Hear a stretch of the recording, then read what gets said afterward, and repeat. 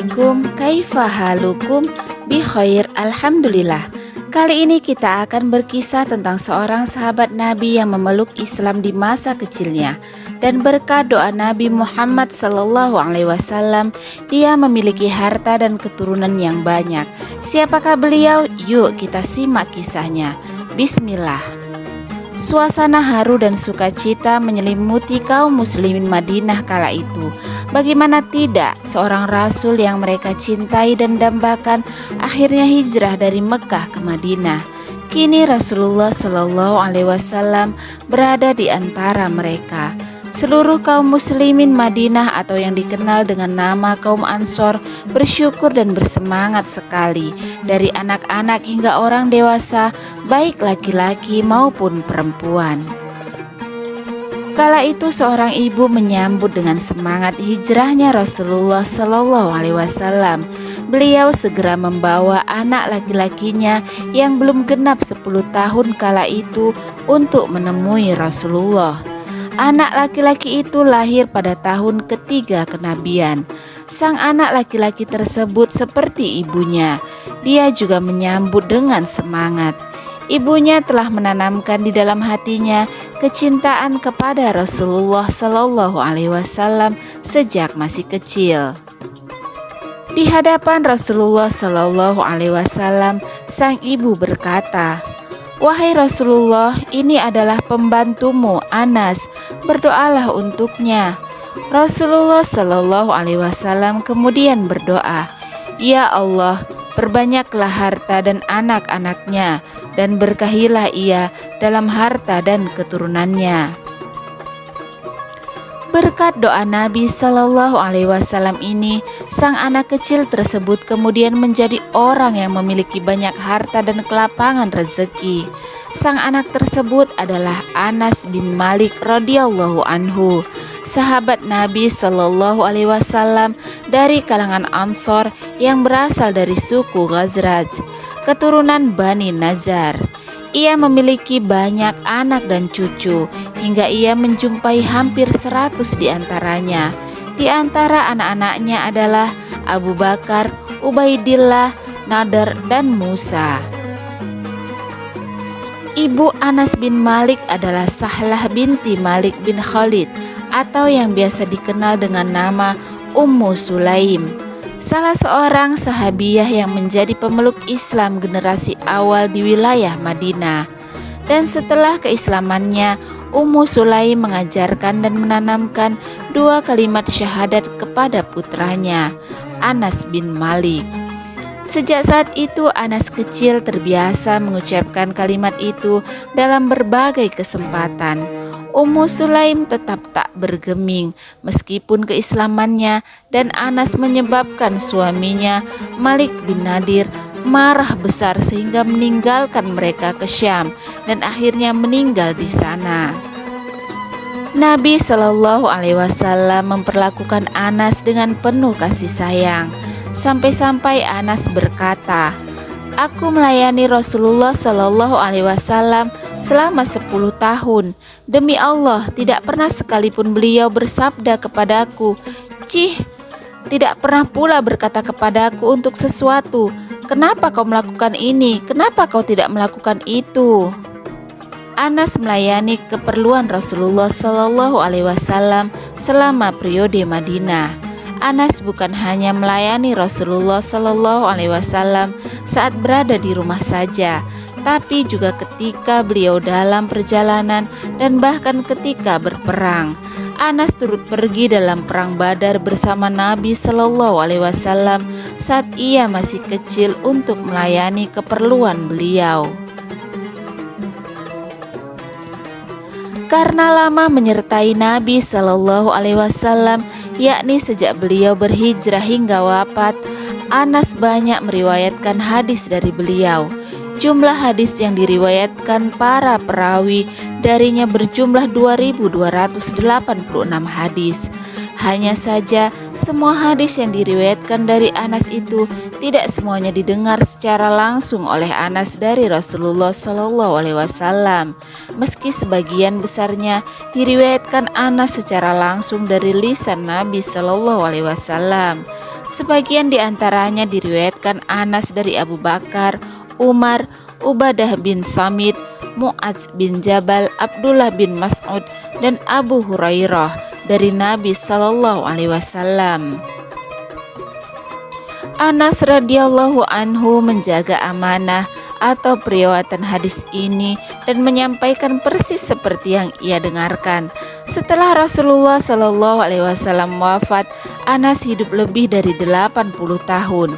Selama itu ia menyampaikan hadis-hadis Nabi Shallallahu Alaihi Wasallam sehingga ia menjadi guru mulia bagi imam-imam besar seperti Hasan al-Basri, Ibnu Sirin, Sa'id bin Jubair, Qatadah, Az-Zuhri, dan Umar bin Abdul Aziz. Karena hafalan hadisnya terbilang tidak sedikit, ia berhati-hati dan irit dalam meriwayatkannya demi menghindari kekeliruan. Dengan kata lain, Anas bin Malik menyampaikan apa yang ia ketahui dan meriwayatkan hadis yang ia pastikan benar dan berasal dari hafalannya. Pada mulanya Nabi Shallallahu Alaihi Wasallam melarang para sahabat menulis hadis agar tidak bercampur dengan Al-Quran. Setelah Al-Quran sudah lengkap dan wahyu berhenti seiring dengan wafatnya Rasulullah Shallallahu Alaihi Wasallam, maka larangan penulisan hadis itu tidak berlaku lagi, sehingga Anas bin Malik menulisnya dan berkata, "Ikatlah ilmu dengan tulisan." Anas radhiyallahu anhu selalu memadukan antara ilmu dan amal, sebab tidak ada baiknya jika ilmu tidak diiringi praktik. Anas bin Malik radhiyallahu anhu sangat mencintai Rasulullah Shallallahu Alaihi Wasallam. Bukti kecintaan Anas kepada Rasulullah adalah mengikuti ucapan, perbuatan, dan sunnah beliau. Ditambah lagi perasaan di dalam hati yang dipenuhi cinta kepada Rasulullah Shallallahu Alaihi Wasallam. Nabi Shallallahu Alaihi Wasallam ketika berpapasan dengan anak-anak di jalan, beliau mengucapkan salam kepada mereka, seperti halnya beliau juga mengucapkan salam kepada orang-orang dewasa. Begitu pula yang dilakukan oleh Anas bin Malik.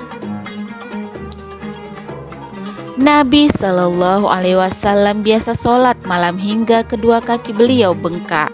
Seperti itu juga Anas, ia sholat malam hingga kedua kakinya bengkak karena saking lamanya berdiri. Nabi Shallallahu Alaihi Wasallam menyukai beberapa jenis makanan, dan di antara makanan yang beliau sukai adalah labu. Anas bin Malik berkata, "Aku pernah bersama Rasulullah Shallallahu Alaihi Wasallam untuk menghadiri jamuan makan tersebut. Lalu Rasulullah Shallallahu Alaihi Wasallam disuguhi roti gandum dan kuah yang ada labu dan dendengnya. Aku melihat Rasulullah Shallallahu Alaihi Wasallam mengambil labu di sekitar piring.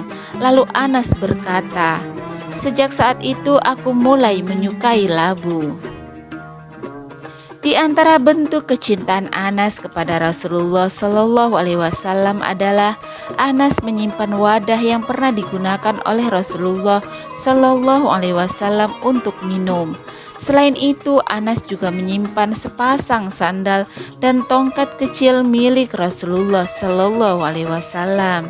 Salah satu keistimewaan sahabat mulia ini adalah selalu menyampaikan hadis-hadis Nabi Shallallahu Alaihi Wasallam kepada kaum muslimin. Itulah kebiasaannya hingga akhir hayat. Khalifah Abu Bakar mengangkatnya sebagai petugas pemungut zakat di Bahrain atas usulan Umar karena kepandaiannya dalam pencatatan keuangan. Ketika Abu Musa al-Asy'ari memimpin Basrah, ia menjadikan Anas sebagai salah satu orang dekatnya dan mengirimnya ke Umar sebagai perwakilannya. Setelah itu Umar mengangkat Anas sebagai pemimpin Persia. Ketika Abdullah bin Zubair dibaiat sebagai khalifah, ia mengangkat Anas sebagai pemimpin Basrah untuk sementara waktu. Ketika Al-Hazzaz berbuat semena-mena di Irak, Anas menentangnya dan ia mendukung Abdurrahman bin Ash'ath, salah satu pemberontak yang melawan Al-Hazzaz. Al-Hazzaz akhirnya mengancam Anas, hingga Anas mengadukan Al-Hazzaz kepada Abdul Malik bin Marwan, khalifah kaum muslimin, dalam sepucuk surat. Kemudian Abdul Malik mengirim surat kepada Al-Hajjaj yang berisi teguran dan menyuruhnya meminta maaf kepada Anas. Akhirnya Al-Hajjaj memenuhi perintah Abdul Malik bin Marwan itu. Anas radhiyallahu anhu memiliki keahlian dalam memanah dan ia aktif ikut serta dalam medan jihad.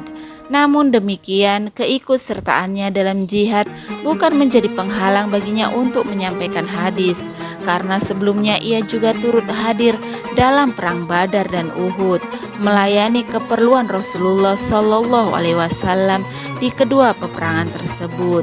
Ia juga ikut terlibat dalam perang Khandaq sebagai mujahid yang menebas leher orang-orang kafir dan membunuh siapapun di antara orang-orang kafir sebisanya. Setelah itu ia menghadiri peperangan Nabawi dalam perang penumpasan kemurtadan. Di sana ia memberikan pengorbanan yang baik. Ia mengarungi peperangan Qadisiyah dan turut serta dalam pembebasan Tustar.